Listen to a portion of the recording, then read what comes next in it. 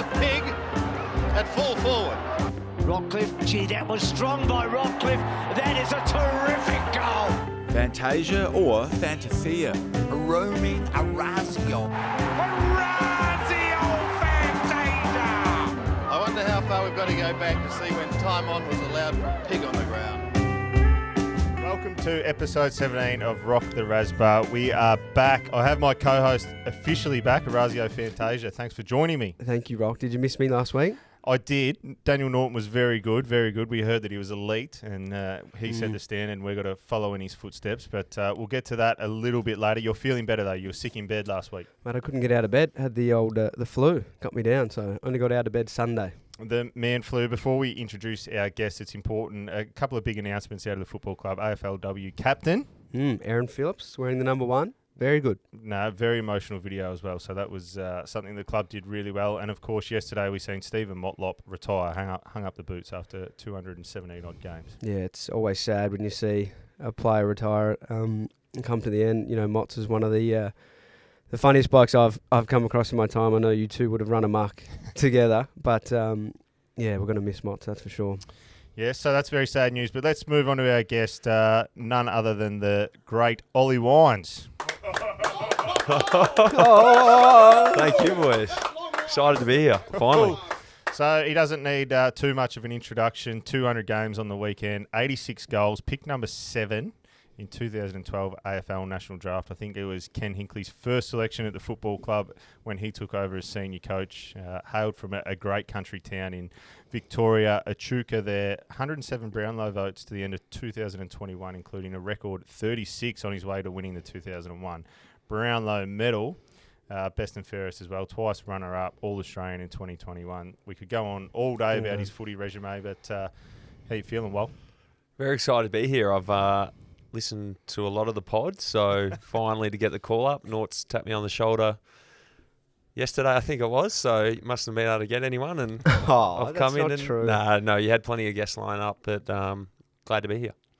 200th game on the weekend, didn't go our way. We'll start there and we'll work our way back, but disappointed again against Collingwood.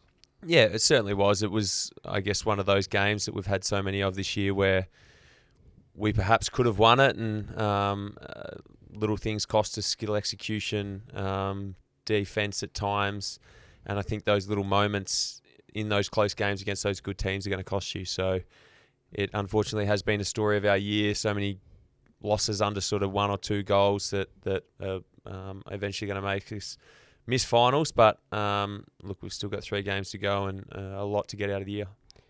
With your body, well, I know you put a lot into your preparation and things like that, and sometimes you got to battle through injuries. How's that been this year for you?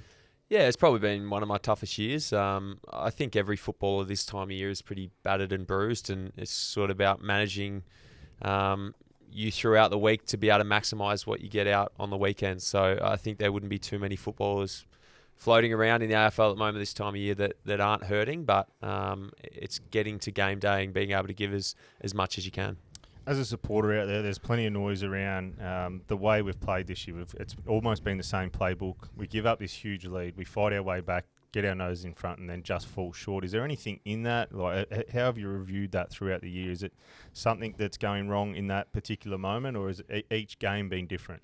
Yeah, it's an interesting point you make. I think it is pretty accurate. We have quarters where, like on the weekend, where we can put 6 or 7 goals on a team and then let them get back in the game, or we give a head start of 6 or 7 goals and eventually fight our way back in, but don't have enough to get over the line. So I think it's a combination of issues, letting momentum get onto us and take the opposition ahead. And with that comes a lot of sort of factors in skill execution, going both ways, a lot of different things to lead to that momentum. Oh, me. Sorry, I thought you were going to talk. No, I could have, but you got... Yeah, I do, but you just looked at me with a stunned face. We've been missing for a week. I get it. Well, with the game on the weekend, you know, we're up by a little bit coming in, and then they have a really good second term. At halftime, do you feel like you've got to talk to the boys and get us back on track and wrestle that momentum back? I know we had a lot of opportunities in that second quarter. Yeah, I think so. I think halftime presents a good opportunity to sort of sit down and understand what's going on during the game. Often when you're in quarters, you don't know what opposition player might be carving you up or what's going on. So I think those opportunities present a good chance to sit down and hear it from your line coach and from the coach itself. I think late in quarters, we've sort of battled a little bit. I think back to the first quarter on the weekend, and we gave 2 goals up in the last 2 minutes of that first quarter. So moments towards the end of quarters usually stick, but it's a good chance to sort of review the first full 2 quarters. I want to quickly talk about Ken Hinkley. Obviously, there's so much outside noise, but as I said before, you were the first selection under his coaching career, or senior coaching career, often labelled around the footy club as his teacher's pet. That's not anymore, I don't think, but certainly for a long period of time you were. Just your relationship with him and how that's built and grown over the years. Yeah, Kenny's probably been the biggest influence on my football career. I think, as you said, I was his first draft pick back in at the end of 2012, and we've formed a really good bond, and not just as a coach footballer, but as a, I guess, role model person. So he's improved me on the field and opened my mind to learning new things in football and learning new positions and improving my game, but also presents how to be a really good role model and person.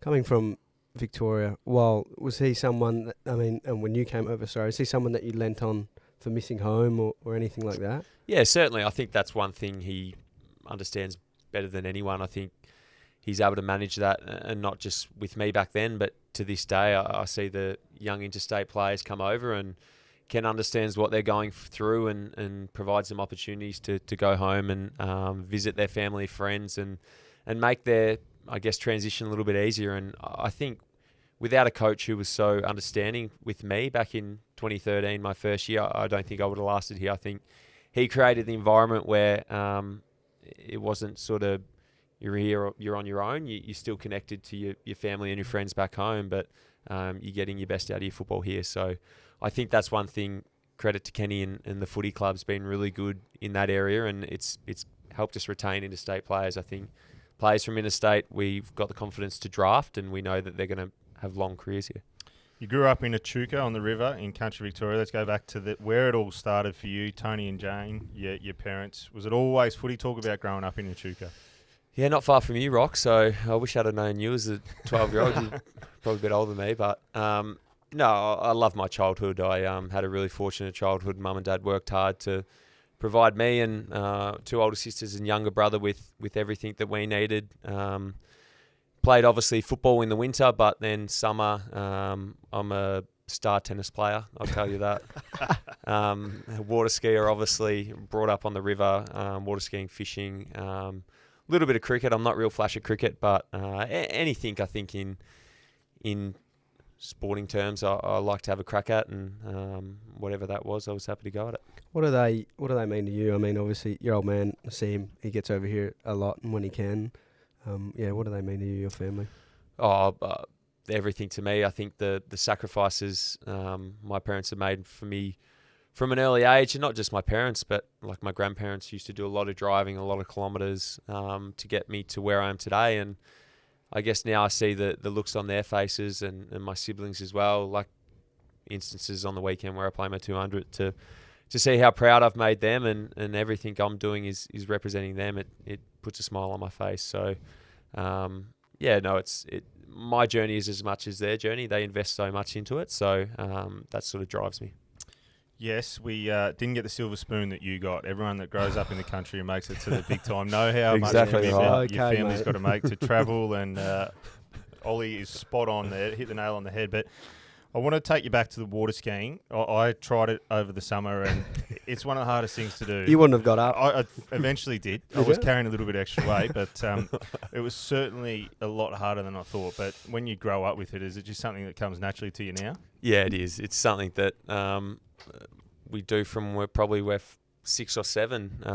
Not long after we walk, we're sort of thrown in the river and having a crack. So it has been an interesting journey. Obviously, I hurt myself a couple of years ago, and that was a big learning point for me in my career to know what to do and what not to do. And look, I still understand that there's times I can water ski and really enjoy myself, but at the end of the day, I'm paid as a footballer, and I've got to put that as my priority, and certain times I can't be risking my safety doing things outside football. So it was a good learning curve, that. Nice. Well, take back when you were real young. You weren't a Port fan, obviously. Were you a Carlton man? I was hearing? a Carlton man, yeah. Why is that? Did you have a favourite? Mum's grandma was a big Carlton supporter. Okay. So, look, our family's real odd. We obviously 6 in my immediate family, and I think we're all different teams. So, wow. There was Dad and one of my sisters was Geelong. My sister was Essendon. Mum was Hawthorn. My brother was Richmond, and then I was Carlton. So, yep. I don't know how we've picked teams, but there was some nice rivalries in the family. Coming up through the draft, obviously you're a talented top pick.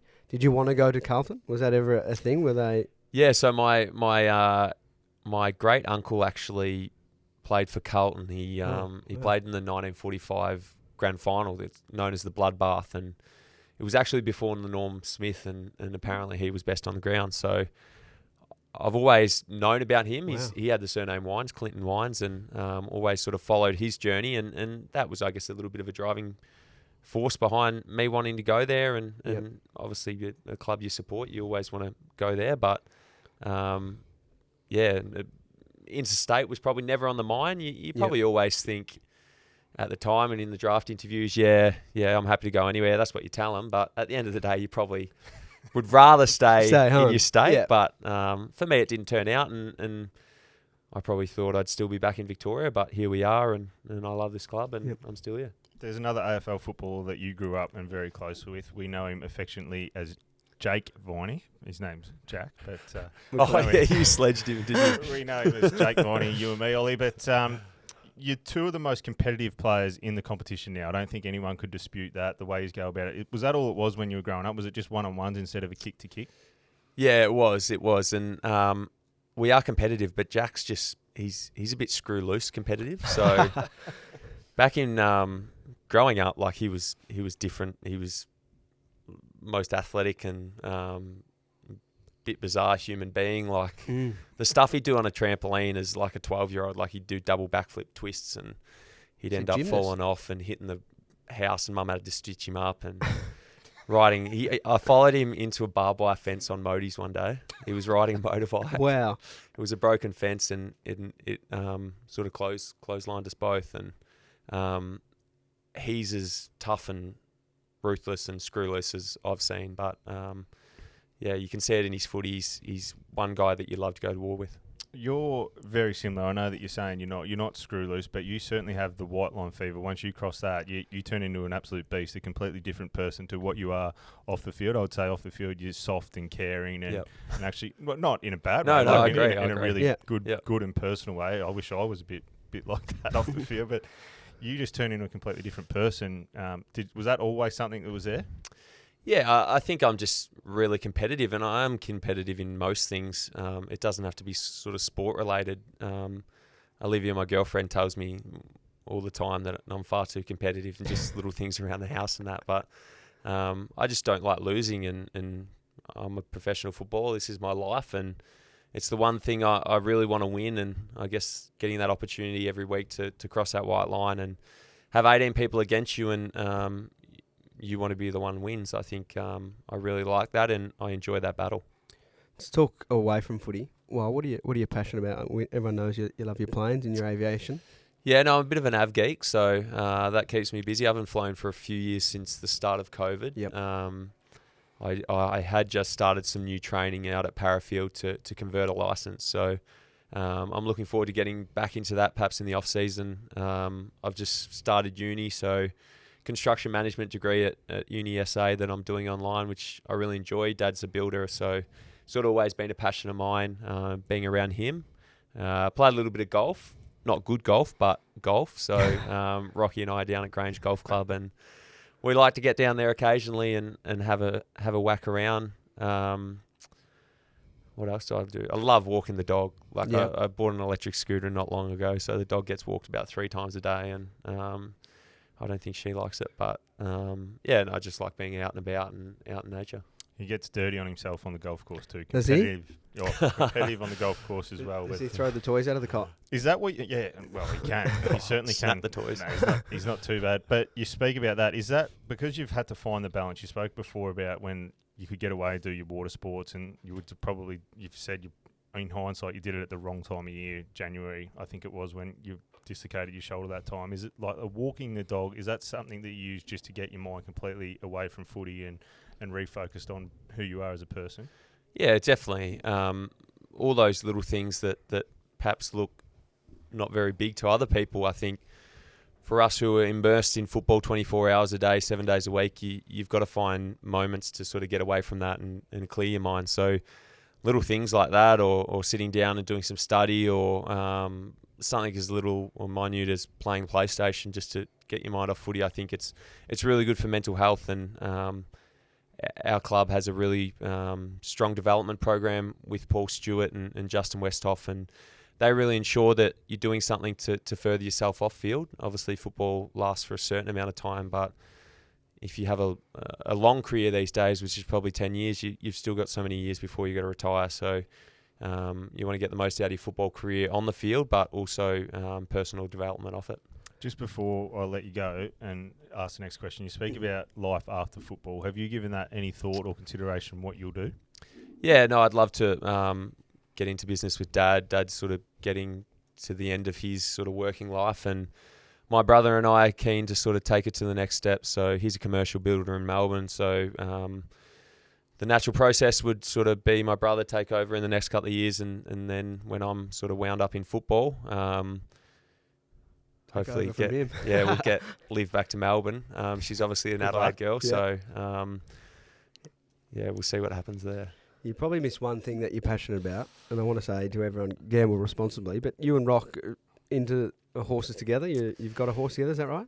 We've got many horses together. Many horses. Yeah. Too many. Okay. Too many. No, we've got a syndicate. Me, Rock, Tom Cleary, Darcy Byrne-Jones, and the future that he's known as John Butcher. So it's a lot of fun. It's probably been going for 3 or 4 years now, and look, it creates us endless text message threads. We've got a message thread that would be going 24 hours a day. It's a lot of fun, and we get a lot of enjoyment out of it, and a lot of dinners and stuff like that. And it's a real passion of ours, that industry, and we love following it. Heard last week from Mitch Georgiadis that there may have been some tricksters. Who's written that? Who wrote that? Right. Sal. Tricksters Not. trying to stitch you up, but you caught them on your home security. Can you tell us what happened? What happened there? There's been some funny buggers going around lately. A heap of us have got these little online security cameras that give you notification when there's people. And I've got a couple out the front of my house. 2 months ago, I had 5 guys creeping down the side of my house, and at that point, they didn't know I had security cameras. So I yelled out to them, and you see them scramble off. They're losing it. And then the other night, I had someone come down next to my car, and he had a hoodie on, and he was looking through my windows and trying to open my door. So I legit thought it was only one of them. It wasn't 5 of them like last time. And I ran out there. I didn't have a weapon or anything. I don't know what I would have done. And then it was all those boys. So they're getting around a little bit lately. I think they went to Peps's, and Peps has got the similar security cameras, and he went after them. So I think they want to watch who they go after, because I'm probably a little bit easier to get than maybe a Power Pepper. Will you get back at them? Have you got a little something up your sleeve? Oh, we've got plenty. Me, Tom Cleary, and Darcy Byrne-Jones used to do a lot, but and we've got a lot we could do. But I don't know if I want to do something, because then you're in a bit of a war against them, and you're going to get retaliation. So if I get them, it's going to be big, and that'll be the end of it. You're too old and wise for that now. I know. I think I am. Yeah, we're going to get into some rapid fire questions. Okay. Where do you keep the Brownlow medal, and does it come out much? Well, it's in my bedside table at the moment. It hasn't come out for a while. It's meant to be, and it will be moving once his podcast is published, to be honest. So it's gone. Don't think about robbing me and going in the bedside table. But, it's going into the museum. I think we're just waiting for a bit of a something to present it in. So Okay. it'll go in the museum for a fair while. On Brownlow night, you took about 10 of your best mates from the club with you. Yep. Who was best on ground? Tom Cleary. But then there was Sean Darcy from Freo. He was part of our crew by the end of the Really? night, and Liam Baker from Richmond. They were probably 2 and 3 best on. Wow. Okay. Who was the biggest pest? Was anyone wanting to grab the medal and really wear it and embrace it? Daniel Norton. Really? I've got so many photos of him in the cab after, wearing it and biting it in his teeth like it was his. It's course. ridiculous. There's some funny stories about Daniel Norton in cabs, particularly one in China. If we ever get to tell it, I'd love to tell that story. If you couldn't play midfield, would you rather go back or forward?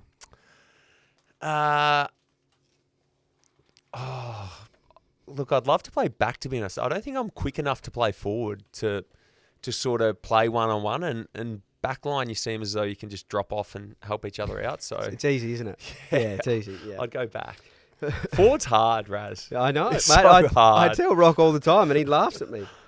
A bit of a kick on the weekend, wasn't that? Yeah, well, you didn't kick straight, did you? Anyway, we'll get to that. Who's your best mate at the club? Oh, probably Tommy Cleary. We were drafted together, and we've been here for 10 years now together. Life members, hopefully at the end of the season. Let's jump into some fan questions now. They put the post out on our Instagram page, the Port Adelaide Instagram page, and we've got some questions here to ask. How does it feel being Port Adelaide's first Brownlow medal, and did you expect to win it? Yeah, look, it's an honour. I didn't expect to win it. You always sort of know you're probably a chance going into the night, but you never know how the season's going to be read. And to be the first Port Adelaide winner is so special for me in a club with so much history dating back to 1870, and being the first to win it in the AFL in that era of our football club is special, and it's something that I'll hold dearly for my life. I like this one. This one is from Hayley Rutter. If you ran this podcast, who would be your co-host? I'd love Riley Bonner on it with me. Okay. Yeah. There you go. Again, the notes aren't written that well here. They've got a little note under it. Would it be Rock or Raz? That's what it actually says on the sheet. But it doesn't matter. Yeah. Who would you select right. between us? Oh, right. Okay, gotcha. So my apologies. I can't pick someone. I'd have you both. You're too kind to us. Let's ask a few things away. What's your go-to feed before a game? I actually home cook gnocchi. So me and Liv, learned to cook gnocchi last year, and it's sort of become a bit of a staple of my night before. So get the potatoes going and a bit of home rolled gnocchi. Raz, I'll have to do it for you one night. I'd love to. A bit of garlic bread. Does that get a run? Or no garlic bread anymore. No. Okay. No. We've spoken a lot about what you've done away from the game. What do you see as your biggest achievement outside of football? Oh, I think just establishing myself in another city that I was unfamiliar with. When I was drafted, I'd never been to Adelaide in my life, and to be here 9 years later and loving where I live and loving this footy club, I'm most proud of that. Regardless of what we've achieved on the field, I think as a person I've grown to where I am today and really matured, and being able to live here and establish myself in a city that was unfamiliar to start with. I'm really proud about that. Nice. This one's from Liv_PAFC. Who's your favourite band or music? What are you into, Wal? Oh, I go through phases. So in terms of band, I'm a bit of a metal fan. So really? I love the Amity Affliction. So me and Chad Corns loves playing that in the gym. No one else likes it. Like as soon as we put a metal song on, they'll turn it off. But I go through moods, so a bit of everything, bit of metal, rock, EDM, rap. There you go. You have a great body, and we'll just follow that up with you talking about the gym. Your bench and squat PBs. Oh, bench, I think I've got 130. And squat, we don't really max squat, so I think we do a seated squat would maybe 180. So it's called a box squat, I think. You don't go down to fully squat, which is 180. So a lot of the other boys do trap bar, and what's that trap bar we use? Deadlift, trap bar, deadlift. Oh, trap bar deadlift. Yeah. But a few of us do box squats. So what would your max bench press have been? and squat. I pushed 100 once, I Did reckon, ya? in my second year, yeah, and then shoulders gave way. So, Okay. and shoulders get you. Squat, I wasn't a bad squatter. I have good quads. Big I have under. no calves, but we're getting off track here, and it's time to wrap this show up. But thank you so much for coming on, Ollie. You gave us some great insights into you as a person away from the game, but also some great insight on what's going on at the footy club and some how we can turn it around moving forward. So, Ollie Wines, thank you very much. Thanks, guys. Much appreciated. Cheers.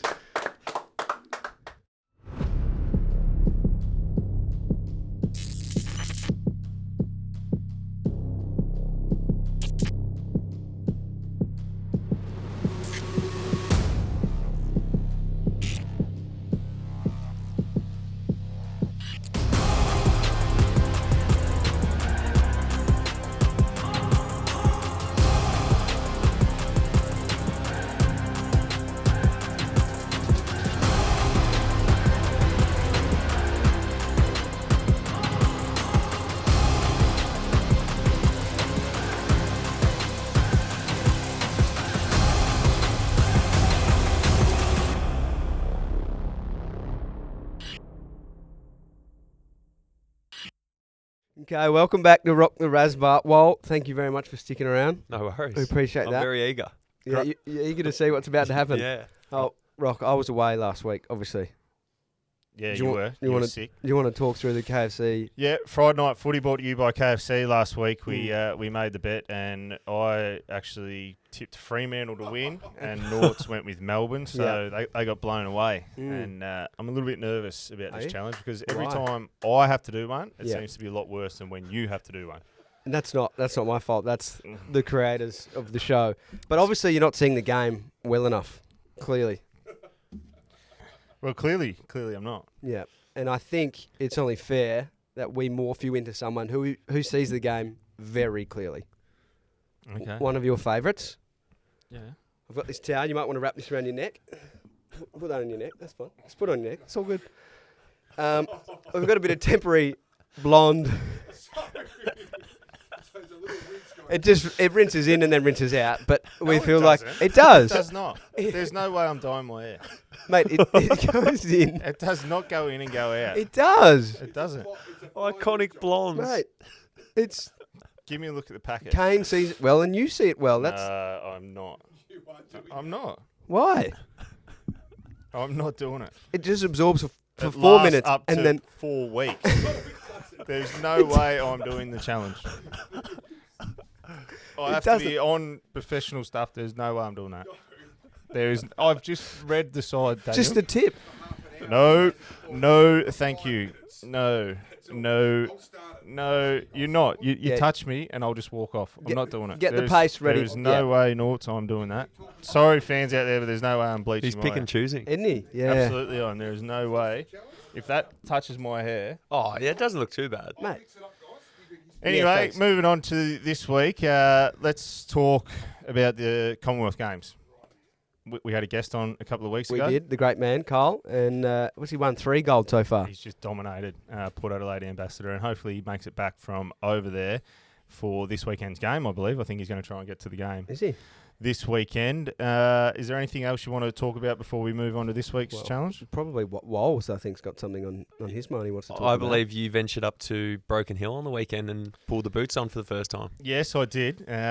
Performed okay. I wish I had a different preparation to what I had. It was a mini footy trip up there. It was 3 days of fair bit of drinking. But, ventured out. I played forward well as a game winner, and Norts is making Why do me you keep nervous. looking over your shoulder? 'Cause Yeah. if it goes anywhere near me, I'm walking off. I'm not doing it. So Come on. we had a good win. Great footy club up there actually. North Broken Hill, the Bulldogs. Yep. They were very good. Taylor Walker's old club actually. They looked after me really well. Ended up 12 shots on goal while in 3 quarters. Wow. And you didn't last the last quarter? Or? I corked my hip and couldn't get back out there. So I ventured off and iced it up. No, I didn't ice it up. I think I went and got a can and away went. I only kicked 3 goals. But the boys had a good win. 12 shots on goal, though. Hold on a That's- second. That's a decent day. So, yeah, what did you kick? 3-9. 3-7 and a couple that one didn't make the distance and I think one on the full. So He made sure to text us when he had his day to say that he had 2 no scores just to get them in the stats. 12 shots on goals, not bad in 3 quarters. And because John Butcher's in that group, he always tells us how hard country footy is. Yeah. And, well, what I was able to do in 3 quarters, it takes him about three months to do that. So let's move on to Friday night footy this week, brought to you by KFC, our great friends there. Melbourne versus the Pies. Well, you stop looking over your shoulder. I'm mate. not. I will get really angry if he does Yeah. anything. Okay. Is Wal going to be in on the bet? No, Well, I'm not. If this is the consequences, I'm not. He I'm can not give in us on a it. tip. Yeah, you but can I'm give us a certainly tip. not doing that. I'll go first. Yep. Melbourne win, and comfortably. Yep, They I'd win. agree with Yeah, that. they win by 5 goals. Okay, so 30 on 30, the dot. 30, yep. Yeah, I think Pies can't keep doing what they're doing. It's No. an unbelievable streak they've been on. I'm going to take Melbourne by 37 points. Always does this well. He goes just a bit more than me and tries to... Well, if they're less or if it's in between, 37's reasonable. 6-goal head start. Collingwood are a top 4 team. Yeah, It's a big margin. just. All right. Well, thank you for joining us this week again. And that's Yep. where the podcast is Get going to it finish today. Thank you very much. And that's another week on Rock the Razbah. Oh, it's not. Mate, it's not You going. have to do it. I'm not All wasting you my do- hair. Mate, I read it. It's 20. No. If you leave it... Nort, you put a bit in yours if he's got to do it. Yeah. No, my point is... I'll do it too. No, my point is I'm not doing it. We'll both do it then. No. Come back and we'll both do No. it. No. It rinses no, out. I'm not stupid, mate. Have a read. What about just the tips? No. Just a tip. I'll tip with you. Let's tip Stupid You read the challenge. instructions. He's prepping. I'm trying to make you I'm like not- Kane Courts because you couldn't tip properly. I'm not doing it. Stuff to do, mate. What did you have to do publicly? You're on radio. You're on radio, mate. All right. Good ep. Oh, he spat it! I told you I'm not doing it. There's no way I'm doing it. You might as well stop mixing it. I'm not doing it. You're not even putting a little bit on the sides. No. What about the silly tip? Why is this bloke not listening? No. No. Would you do it if Nort's did his whole Surely. No. We'll do it. I'm happy to do most things, but I'm not colouring my hair. No. I'm done with you.